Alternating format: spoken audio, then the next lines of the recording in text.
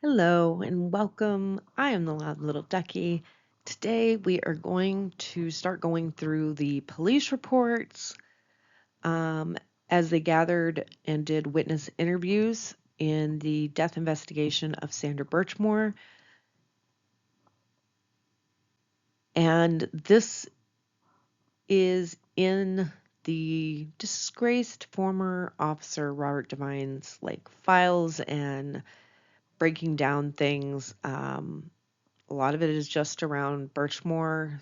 Some of it also is involved with Matthew Farwell. There's a little mention of Farwell's brother, but lots of breadcrumbs. And let me know what these breadcrumbs to me so far and what we learned through these investigations and the reports from these interviews with the witnesses. Does it scream murder, or does it scream that she did this to herself? I have my thoughts and opinions, but I want to hear yours while we search for justice for Sandra Birchmore. So let's jump in. This is going to be broken up into several parts because there is so much information and people that came forward to talk, which is such a great thing. But let's get started. Okay, we're going to be starting on police reports or documents, email, whatever these are.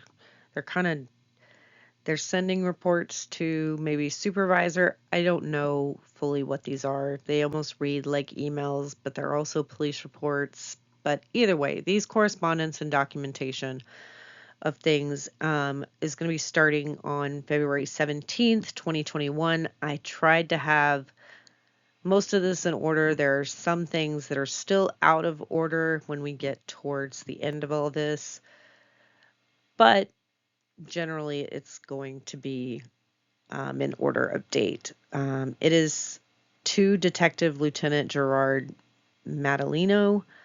I'm probably pronouncing that wrong. From Trooper Matthew Dunn. The subject is investigation into the death of Sandra Birchmore, blank, in Canton. And it starts with number 1. On February 4th, 2021, at approximately 11:45 a.m., I, Trooper Dunn, was notified by Norfolk SPDU desk officer that Canton police officers and detectives were on scene at blank in Canton investigating the apparent unaliving death of the adult female resident of that apartment. I then contacted Crime Scene Services and notified Trooper Keith Tufts, who was newly assigned to the unit and was undergoing training. Trooper Tufts and I then proceeded to the location.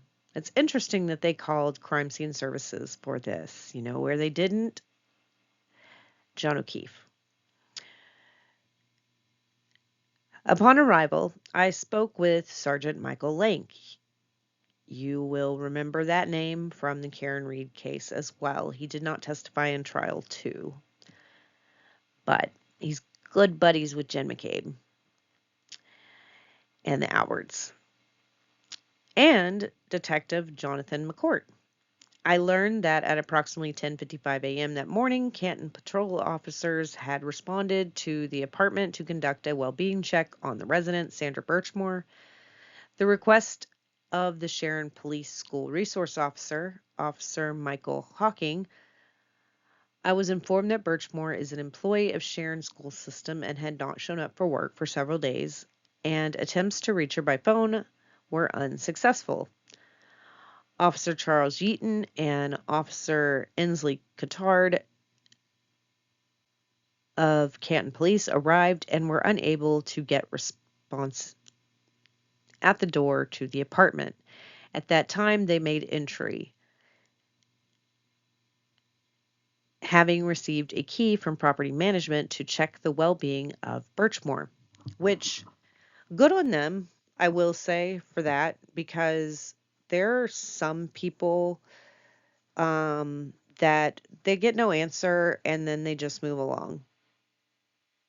They're like, nobody came to the door. Um, or we never laid eyes on that person. Even if somebody had answered the door, we've seen, at least on this channel, where there's been a well-being check on like Laura Owens, and they just took what the mother said and never laid eyes. But here, they continued on with the well-being. They weren't like, well, nobody was home, so couldn't figure it out. Um, so, they got a key from property management. Upon entering the apartment, they located Birchmore, apparently deceased, seated on the floor of the bedroom. Redacted. Canton Fire Department personnel were notified and responded. Birchmore was then determined to be deceased at approximately 11:46 a.m. by firefighter paramedic Daniel Whitley. We have talked about Daniel Whitley before as well. He has testified in the Karen Reed trial, in both of them. Detective McCourt, Trooper Tufts, and I entered Birchmore's apartment, which had been held and secured by Canton police for our arrival, which, wow, somebody was at the scene and holding things down. There was a kitchenette immediately upon entry toward the left side. There was a living room area directly in front of the entryway. I observed a short hallway that led directly to the bathroom, and the single bedroom was to the left side of the hallway. I noted that the interior of the apartment was generally unorganized and unkempt. The countertops in the kitchenette were almost entirely covered with personal items, to include postal correspondence, junk mail, medication, and trash. And then there's some redacted stuff and an ultrasound photograph.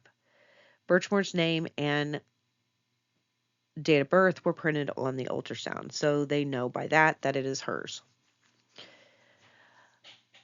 I proceeded into the living room area. I noted the trash and clumps of cat fur on the carpet, indicating that it had not been cleaned or vacuumed in some time. There was debris, trash, or personal effects on virtually every horizontal surface in the living room area. There were 2 glass end tables, a dining room table, a glass coffee table, a couch, and a television stand with a television. There was a nook area that contained 2 recliners side by side, which were both covered on top and in front with personal effects and boxes, which she was gathering stuff for the baby. But, she just might be busy and just not somebody who organizes much. That could have been something that she changed or did differently with once the baby got here. So we're not going to judge. 5, I observed the interior of the bathroom to be generally neat and organized, nothing of note located on the inside. And I don't know how many cats Birchmore had. Sometimes cats and dogs, you can clean and vacuum, and then the next day or 2 days later, it looks like you have not done anything in a month because of the fur and things like that. It happens. That's why those, the robot vacs are good, because they can do some of that stuff for us. I then proceeded to the bedroom. Upon entry, I observed Birchmore on the floor. There was a desk lamp turned on and color Christmas lights around the window that were also on. The room was cluttered and untidy in the same manner as the kitchenette and living room, with items covering the desk and plastic storage table with drawers. There was an unmade bed with a sheet over the mattress and an exposed box spring. Birchmore's eyeglasses were on top of the bed. Among the scattered items inside the bedroom, I noted a U.S. Army ACU pattern duffel bag. So, whose duffel bag is that? Is it hers? That would be something you would want to be questioning as you're looking around. After concluding the examination of the apartment, I noted nothing suspicious and no sign of struggle having taken place. Despite the clutter, all the items appeared to be in their intended location, and no items appeared to have been knocked over or strewn about in an unintended manner. The walls showed no signs of scuff marks or indentations, no drag marks were visible on the floor or the carpeting. So, the way this apartment looked gives clues that there looks to have been no fight or scuffle like dragging around the apartment. Things didn't get knocked over. It also looks like nothing was just cleaned up, like nobody vacuumed up evidence. It doesn't look like anybody tried to make everything look nice and neat. But it also didn't look like it had been ransacked as well. Um,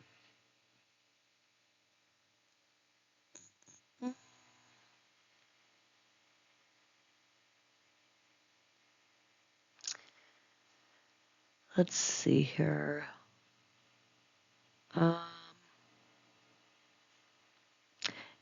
it'll also talk about, I don't know if it's in this one or another one, but that it it doesn't look like somebody broke in, no forced entry.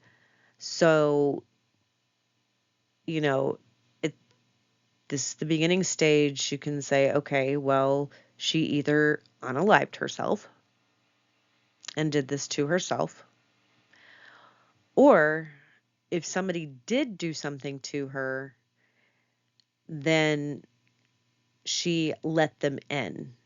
She knew this person. It wasn't just some random stranger. Um, Also, they could have completely taken her by surprise, and there was no way for her to fight when things went down. And I don't know how good of a look that they got at everything as we go into this next paragraph and stuff to determine some things. So they then proceeded to where Birchmore had been found, and then there's a bunch of redactions. Birchmore's cell phone was on the floor, approximately 12 inches from her right hand and 6 inches from her right knee. Look, they have some approximations and stuff. I mean, they didn't fully measure it, but we have the location of a phone, but we can't get a location of a body in some other cases. So number 9, it says, I examined Birchmore for any indications of physical abuse, to include grab marks, scratches, markings consistent with being struck, or apparent defensive wounds. I noted none. I observed no bruising, swelling, or external trauma to Birchmore. I noted no markings to the neck to indicate an attempt or struggle to loosen or remove the ligature. Okay. So like I said, this thing could have been a surprise. There could have been no way for her to fight back, possibly. Like she didn't see this coming. Also, no markings on the neck is interesting because you would think that that strap would cause some markings, right? Um, Also, like no, like moving and trying to get out of it.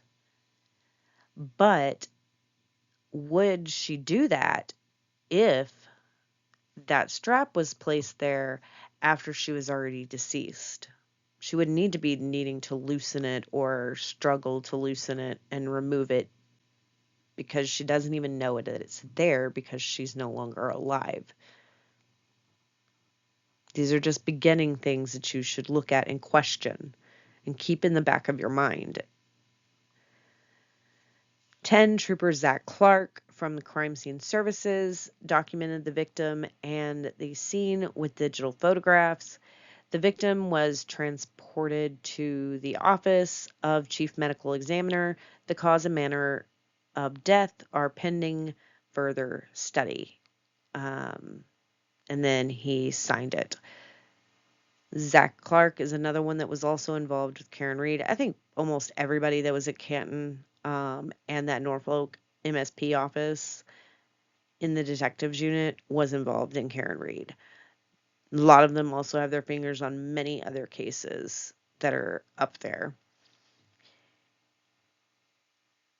And then we eventually come to find out, know what the medical examiner decided. And their medical examiner decides that it is unaliving. The feds disagree with that, which is why they've charged Matthew Farwell. They do not believe that it was an unaliving. But let's continue on to a new document or another document. Still on February 17th, 2021, to Detective Lieutenant Gerard Madaliano from Trooper Dunn, still investigation of Birchmore. On February 5th, 2021, at approximately 11:15, Trooper Kevin Tufts and I, Trooper Dunn, proceeded to East Elementary School in Sharon in order to speak with Sandra Birchmore's supervisor and coworkers. And they're listing out the names, which they have redacted. Blank was asked about if any observations he made about Birchmore in the time she had been employed at the school. Blank elaborated and he stated blank. Blank stated that prior to Birchmore's death, blankety blank blank, stated that he had spoken with Birchmore's aunt after the death of Birchmore. He stated that she mentioned the name Matthew Farwell and that Farwell may be able to provide us with more information regarding Birchmore. So they now have the name Matt Farwell.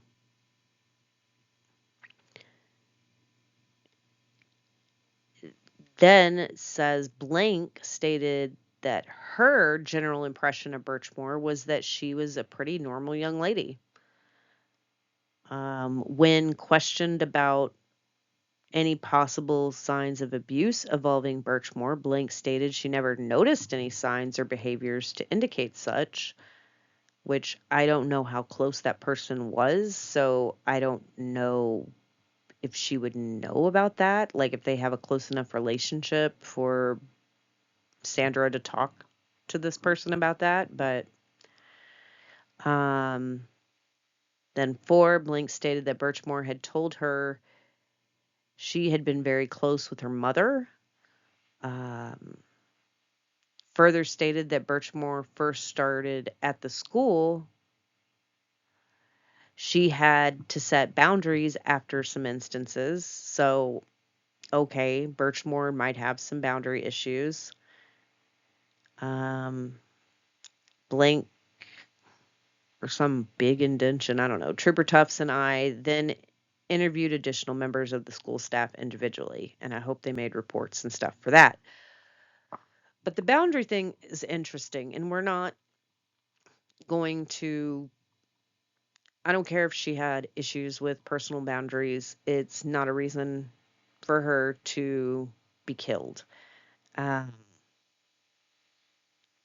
the thing is whether she has some mental handicaps or it's immaturity or whether it's the fact that she's been groomed for a young from a young age into adulthood still with the same perpetrators in her life,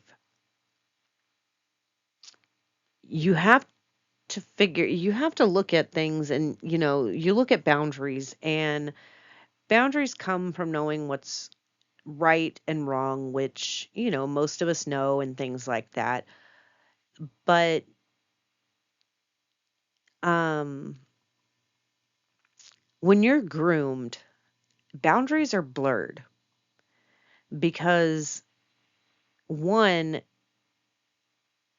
things are illegal. So you've got the boundary crossing of illegal to, oh no no, it's legal, it's fine, like what we're doing is okay, but it's frowned upon, or yeah, nobody can find out, but nobody can tell us who we can be attracted to or who we can love or whatever. um we've got a relationship with Matthew Farwell that is hot and cold. He wants her, he doesn't want her. um it's just sex, it's not just sex. So everything is hot and cold. So her boundaries, they keep getting blurred. And this can mess with somebody mentally, but it can also affect their boundaries for other people. When you've been groomed, you're like, okay, people set boundaries, but they get broken all the time, or people get over them, or they don't really mean what they say because they always backtrack from what they said before. So you can understand why a groomed person might actually have boundary issues. Um, so maybe she did have some issues with that and she didn't read people very well, or whatever the reason is. It may have nothing to do with being groomed, but you can see where grooming could cause problems for a person that has been groomed since a very young age and is still being messed with mentally and emotionally by those same people in her adult life. All right, still continuing on February 17th, same people. Um, on February 5th, 2021, at approximately 1:08 p.m., Trooper Kevin Tufts and Trooper Dunn, conducted a phone interview of Blank, was on file as Birchmore's emergency contact at apartment complex and had been notified of Birchmore's death the previous day by Canton police. On the morning of February 5th, Trooper Tufts and I contacted Blank by phone and requested to meet with her in person. Blank stated she was in New Hampshire and preferred to speak by phone. Blank stated that Birchmore lived with her in Stoughton until approximately November 14th, 2020, at which time Birchmore moved into her apartment in Canton. She stated that she had some issues with Birchmore while they lived together. Blank stated a bunch of redactions. Stated that Birchmore's mother had passed in 2016, and around that time frame, other family members had died as well. Blank stated this was a very difficult time for Birchmore. Um, Birchmore seemed to change. When asked to elaborate, Blank stated Birchmore would get stressed out and would have fits of screaming and yelling. Further stated that Birchmore tended to blame her for many of her issues.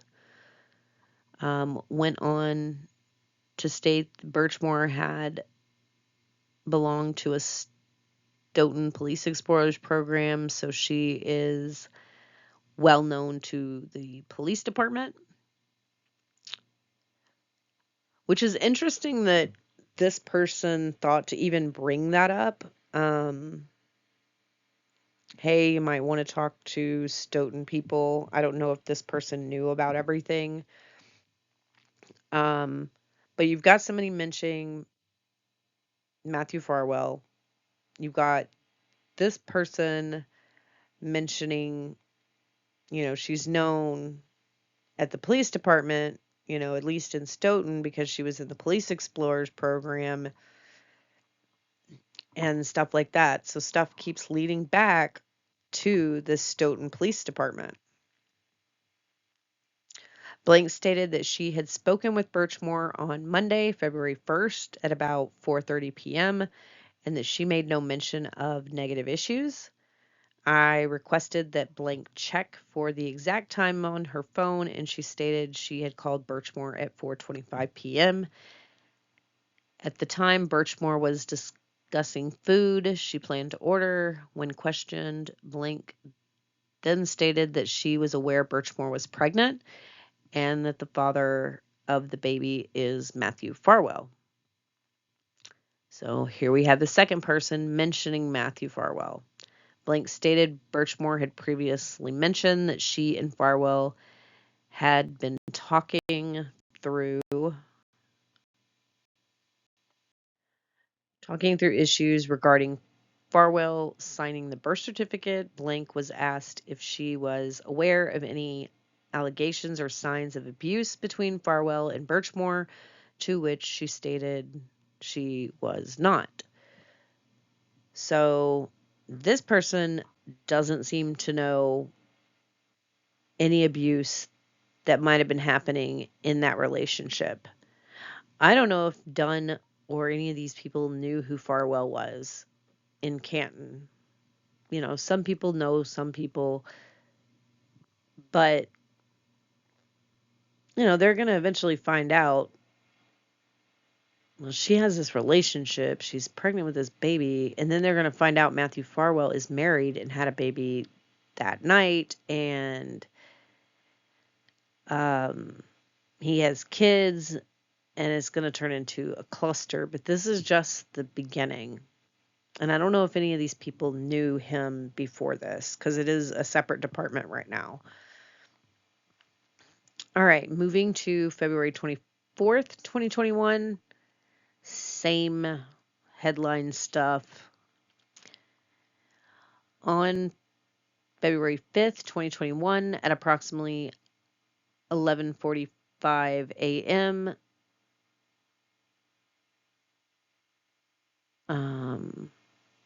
Trooper Tufts and I, Matt Dunn, interviewed Blank at the East Elementary School in Sharon. Trooper Tufts and I had been informed by school principal Blank. Trooper Tufts and I introduced ourselves and explained the purpose of our visit. She stated that Birchmore worked as an instructional assistant, an IA, in her class, and that Blank stated that it was within her role to direct and supervise Birchmore. So this was Birchmore's, I guess, main teacher that she helped. And so they have talked to this person. Let's see what else they say. When asked about her observations of Birchmore's behavior and performance at work, Blank stated Birchmore struggled with what was expected of her. She stated that overall Birchmore was not very good at her job. Well, that stinks. Blank cited specifics, stating that she often had to redirect Birchmore and she required more guidance than should have been expected. Blank said that she often had to correct Birchmore for being on her cell phone and laptop computer for personal reasons at inappropriate times. You know why that possibly is? Because of the demanding timing and things of Matthew Farwell's needs. That could be a big part of it. And the ups and downs of that relationship and not wanting to lose him because she thinks she loves him and she thinks that he loves her in some way, and I can see her being distracted.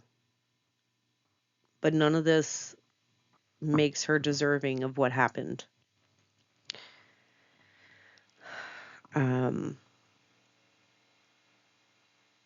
She's been a victim for way longer than she's been deceased, sadly.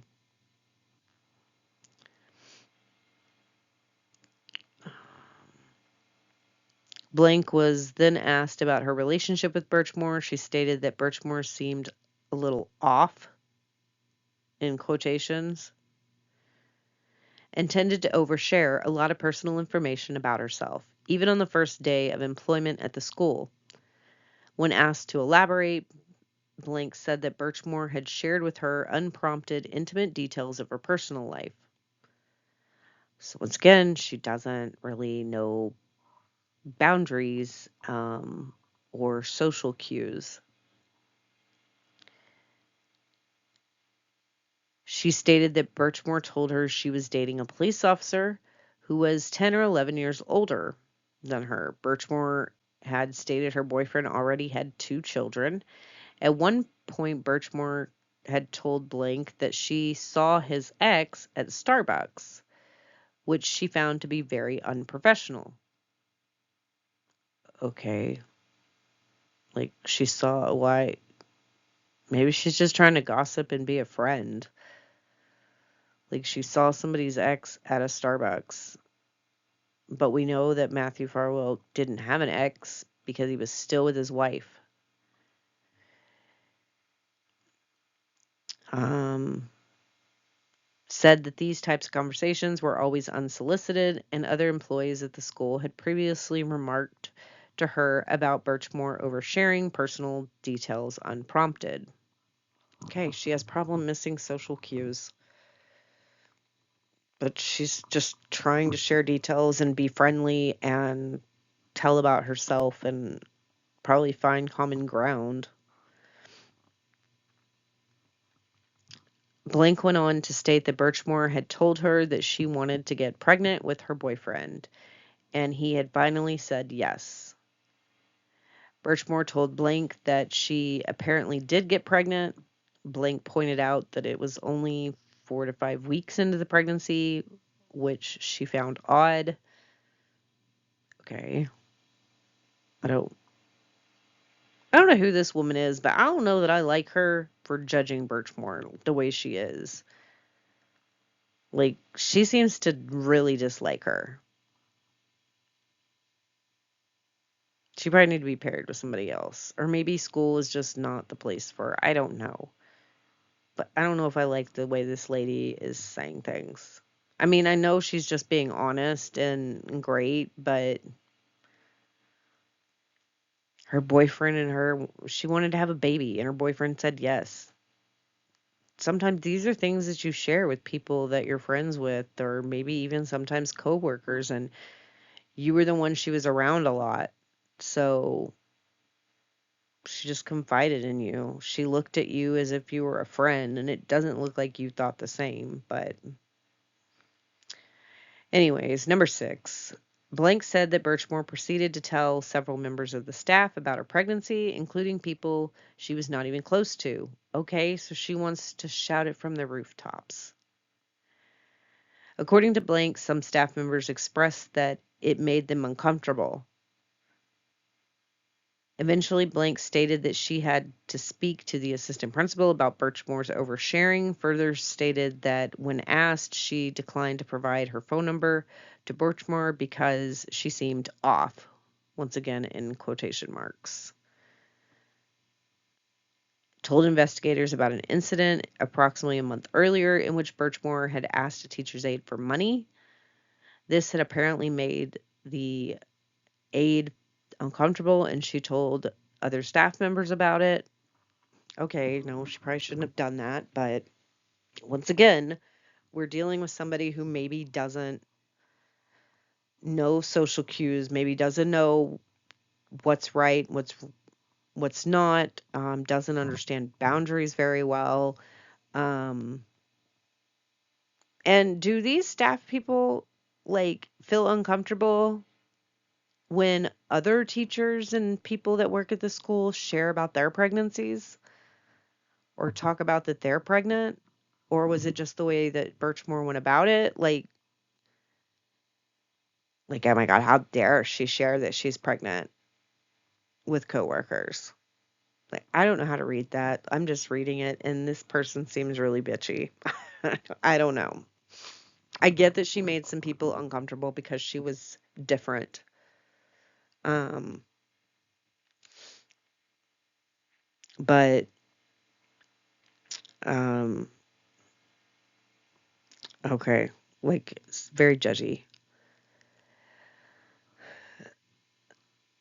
When asked about details regarding Birchmore's boyfriend, Blank stated that she had said if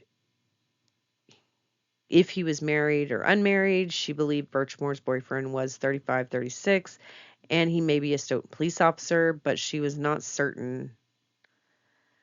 Uh, Stated she believed Birchmore and the boyfriend would see one another about once a week. She stated that she got the impression it was a casual relationship. Blank said that earlier in the school year, Birchmore blanked that she and her boyfriend had broken up, but then had gotten back together. So, see, that's like that boundary, hot and cold, together or not together. When questioned, stated she was under the assumption that Birchmore and her boyfriend were still together. I asked Blank if she had ever made any observations regarding potential abuse. Blank stated Birchmore never mentioned anything about abuse or feeling scared or anything of a similar nature. Well, it sounded like Birchmore also tried to be friendly and upbeat and positive and not look at things like that. Like she really did try to just be a light. Um,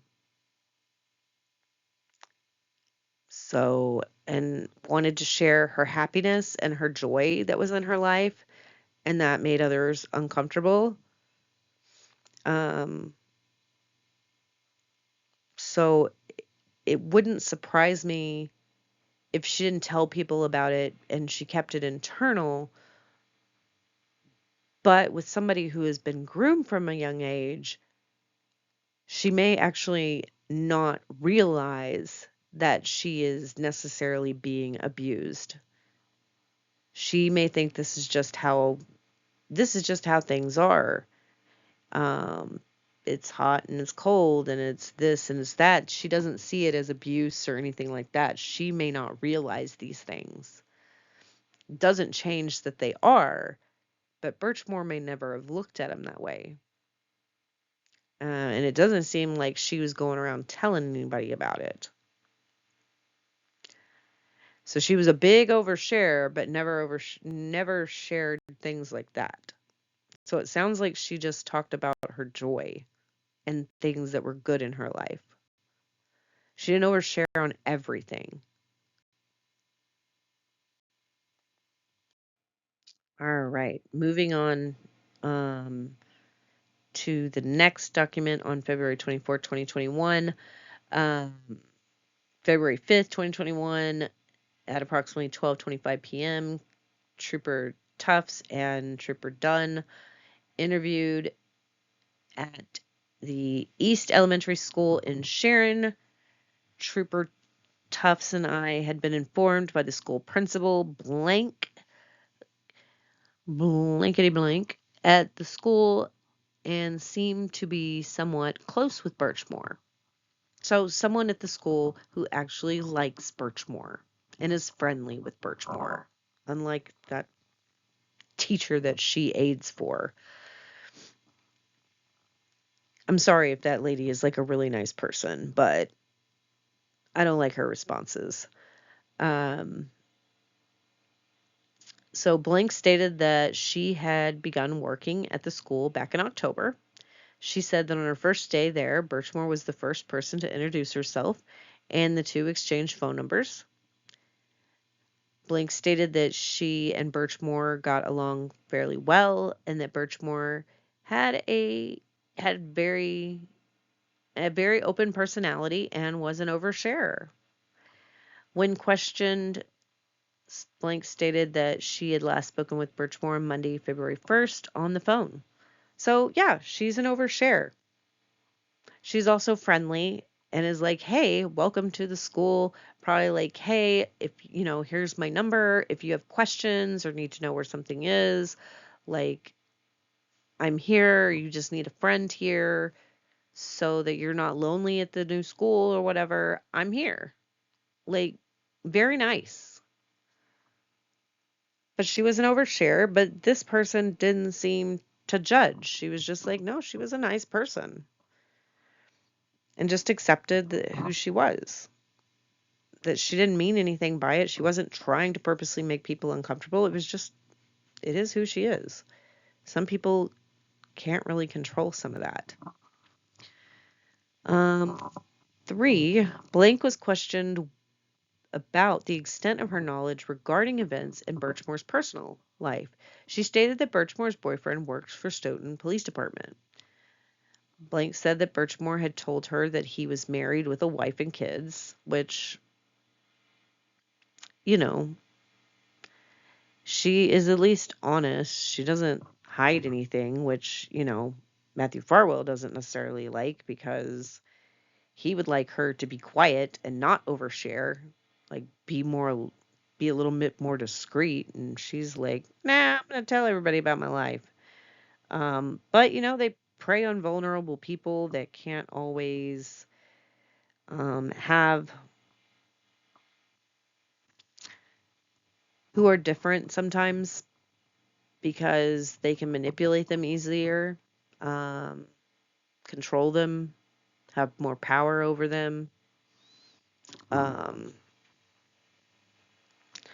so Birchmore is just the perfect person to victimize, and that's what she did. And while most people wouldn't go around saying, yeah, my boyfriend works for Stoughton Police Department, and yeah, he is married and has kids. Most people wouldn't be out there sharing that info. They would want to keep that on the DL, but I mean, the situation was what the situation was. She liked or loved who she loved. Um, Continues by saying, was aware Birchmore was pregnant, and according to Blank, Birchmore had told her that she had wanted the father of the child to sign the birth certificate. Blank stated that she and Birchmore had spoken about this the previous week. Birchmore had told her that the father of the child may not want to sign the birth certificate. Birchmore had further told her that her boyfriend said he would be there for the child, but that his wife could not find out. Well, that's going to be real hard to do if you've got an overshare like Birchmore. She needs to be hushed. She needs to be shut up. And these statements right here help the feds in proving that Matthew Farwell killed her to silence her. Um, he didn't want his wife finding out. Well, how about don't do stuff that your wife can find out about? When questioned, Blank stated that she was never concerned about any abuse involving the victim in Birchmore, never mentioned anything about the boyfriend being mean to her.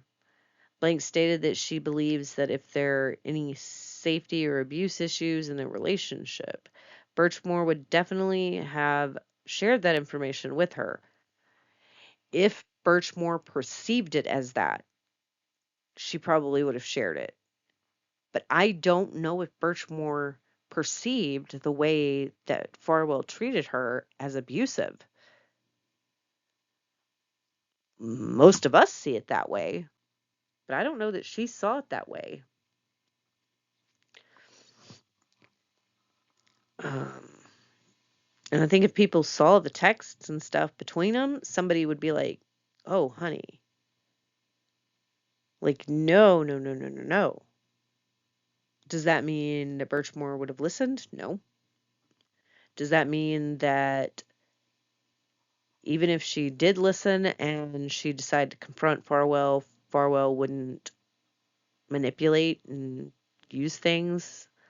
Um, and that way he can still use Sandra Birchmore whenever Matthew Farwell needs to? Nope. So the situation is what it is. It stinks, but I really don't know if she saw it as abuse herself. which is sad. Um, she would have definitely shared it with her. When asked why she believed she would have told her about it, Blank stated that Birchmore routinely overshares personal details about her life. Exactly. Birchmore had told Blank that she and the father of the child were not going to pursue a relationship going forward, so they were just going to co-parent, I guess. Blank stated that Birchmore seemed fine with that and that the two had already discussed this arrangement. Blank stated that Birchmore was already lining up specifics related to parental visitation, such as which holidays each parent would spend with the child, remarked that it seemed very early in the pregnancy to be making such preparations. Well, Laura Owens liked to make the preparations early too, but which is interesting that Birchmore would think that Farwell would even want parental visitation, um, because that would involve his wife wondering why there is some random child that has to come to her house all the time. Like, by Farwell having visitation with this child that Birchmore is carrying, if it was his, that would lead to his wife knowing. So there was going to be no visitation with Farwell in this child. I don't even know. He might have paid child support under the table or something to keep her from putting it in the public. Um, I don't know how closely the wife pays attention to the finances, but I'd be wondering why there's money coming out and why we're making less money because you have child support that you have to pay to a kid. Why are you having to pay child support to this kid, or why are you giving money to this lady? Um, it's none of this is going to keep his affair and this child a secret. Um,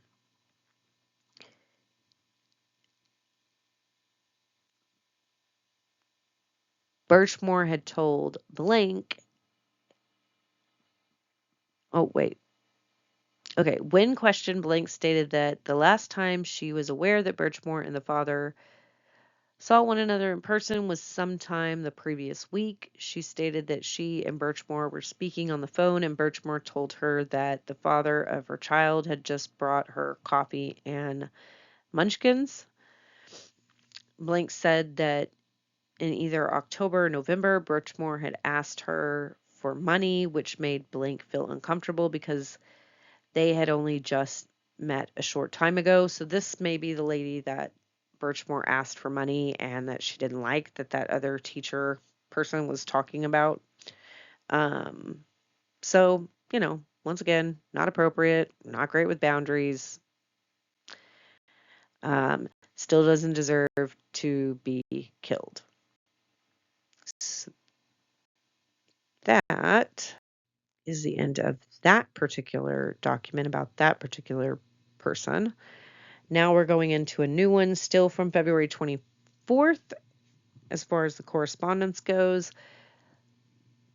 This one is on February 5th at approximately 12:05 p.m. Tufts and I Dunn interviewed Blank at East Elementary Schools in Sharon. Trooper Tufts and I had been informed by the school principal that Blank and had a professional relationship with Birchmore. Blank stated that she knew Birchmore to an extent as they were both staff members at the school, so they were just colleagues. She stated that not long after returning from Christmas break, Birchmore told her that she might be taking some time off because she was pregnant. So she's telling everybody about the pregnancy. She's telling them about it really, really early on. Um, and she's still not out of the miscarriage phase, but she wanted this baby. Like, Matthew Farwell, um, according to what we read, agreed to give her this baby, even though now from rumors or I don't know if it's, I haven't seen anything confirming, but it has been said that we recently found out within the last month or so that Matthew Farwell actually is not the father of the baby, that a DNA test was done. Um, I guess they got stuff from the baby during the autopsy and tested it against Farwell, and it's not his child. But the thing is he didn't know that. And they were sleeping together, and it could have been a possibility. So much so that he thought he needed to kill her. He believed it was his baby. Now he finds out basically that he killed her and it wasn't even his child. So he blew up his whole life for nothing.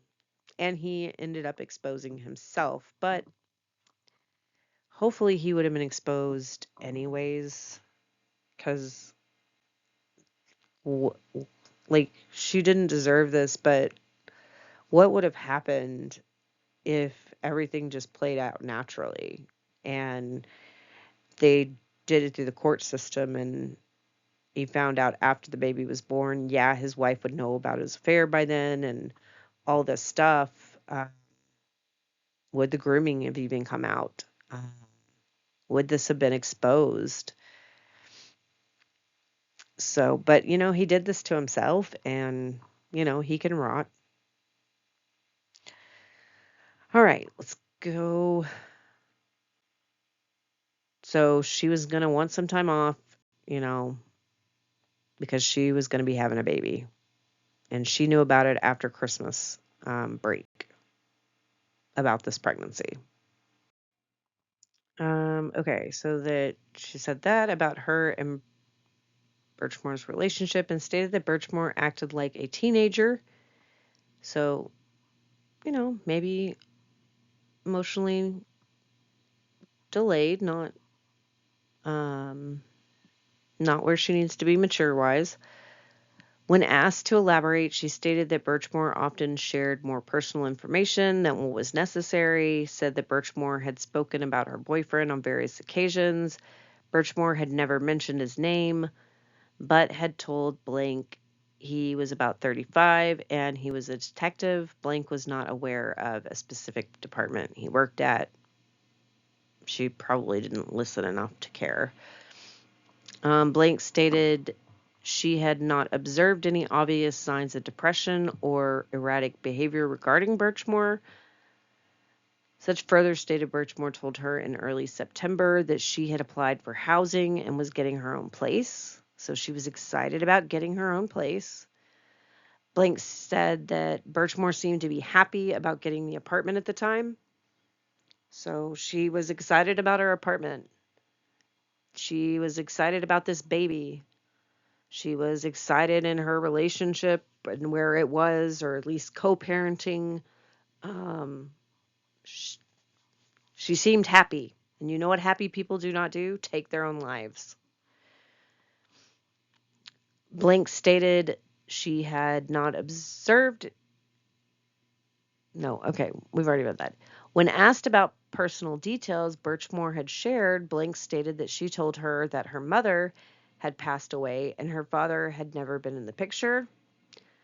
Blank stated that Birchmore came across like a child without parents that needed help. She said that she tried to help Birchmore as best she could and expressed that she wished she had been there for Birchmore more in light of what happened. Well, that's nice of you to say. And yeah, a lot of people probably wish they would have been nicer to Birchmore or treated her differently, or because nobody knew what she was actually going through, because she didn't share all those details. As much as she was an oversharer, she didn't talk about all the other stuff.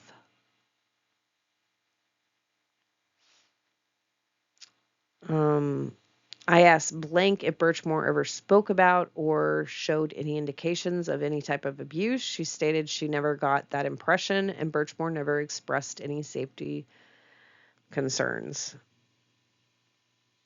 Okay. Now moving to a document from the 8th. Still to Detective Lieutenant Gerard Mattaliano from Trooper Dunn, and still dealing with Sandra Birchmore. On February 6, 2021, at approximately 11:30 a.m., Trooper Kevin Tufts and I, Trooper Matthew Dunn, proceeded to the Canton Woods Apartments complex in Canton, Mass. Pursuant to the investigation into the death of Sandra Birchmore, we were joined by Sergeant John Fanning, which, according to Hank Brennan, he is just a hero with a badge, an upstanding young sir. I don't know if I'm buying that, but there was some allegations of him possibly having something to do with some jury messing around with in trial 1, or at least he was the one that reported a juror in trial 1. But they were joined by John Fanning and detectives from Canton PD. Upon arrival, Tufts and I spoke with members of management staff, including Blank and Blank. I confirmed with management that Birchmore had only been issued one key fob. So there's only one key, and Birchmore has it.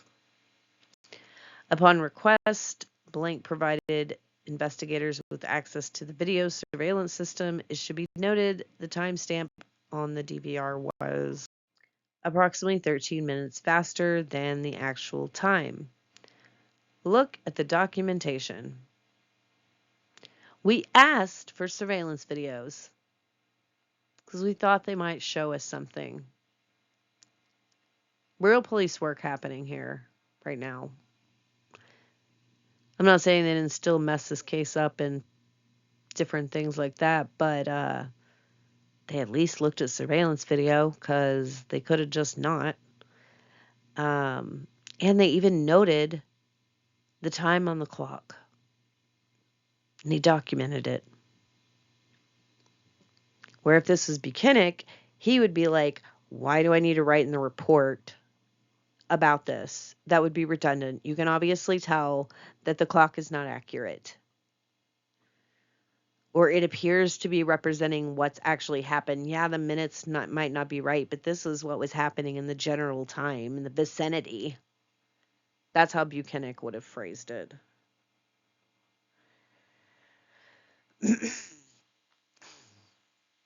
So, investigators identified the only camera angle and showed Birchmore's building, in which the main entrance, the lobby, and the elevators are visible. Certified forensic video technician Colleen Crawford, who actually had a business with, I believe, Fanning, that dealt with video stuff. They were doing it during this time. They had their company then. She's like the media person or something. From Norfolk District Attorney's Office arrived and extracted the surveillance footage from Sandra Birchmore's building from February 1st, 2021 at 10:59 a.m. through February 4th, 2021 at 2:59 p.m. 3. Investigators reviewed the archived surveillance footage. Birchmore can be seen entering the building on February 1st, 2021 at approximately 12:51 p.m. while using her cell phone, at which time she proceeds to the elevator. Birchmore is next seen at approximately 5:01 p.m. getting off the elevator, retrieving a food item from a delivery driver, and returning to the elevator. At approximately 5:31 p.m., Birchmore is seen getting off the elevator in the lobby and exiting the building. She returns at approximately 5:33 p.m. while holding a snow/ice scraper. Birchmore is not seen on video footage again. At approximately 9:14 p.m., a male believed to be Matthew Farwell is observed entering the building, at which time he gets on the elevator. At approximately 9:43, the male believed to be Matthew Farwell exits the elevator and then exits the building. Nothing of investigative significance is seen on the video footage after that time. Okay. So they made a report about a video. Like, look at that. There's documentation. So people know how to do it. They just pick and choose which cases to do it in. Or if they do it, they don't turn it over. Or do it if we plan on turning it over, but if we don't want to turn something over, let's not put anything down in writing so that we don't have to turn anything over, even though you should. All right. Still on March 8th correspondence. On February 8th, 2021, Trooper Matt Dunn conducted a phone interview of Blank had called the Norfolk District Attorney's Office and stated she had information regarding the death of Birchmore. Blank described herself as Birchmore's friend and former teacher.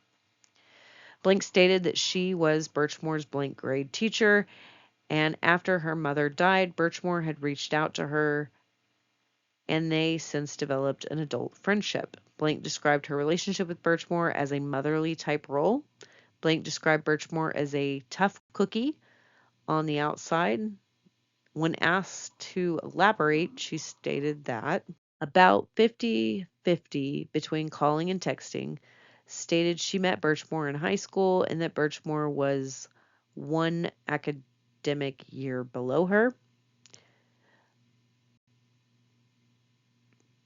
Blank stated that Birchmore told her that she had kicked the baby's father out of her apartment one time, approximately 2 to 3 weeks earlier.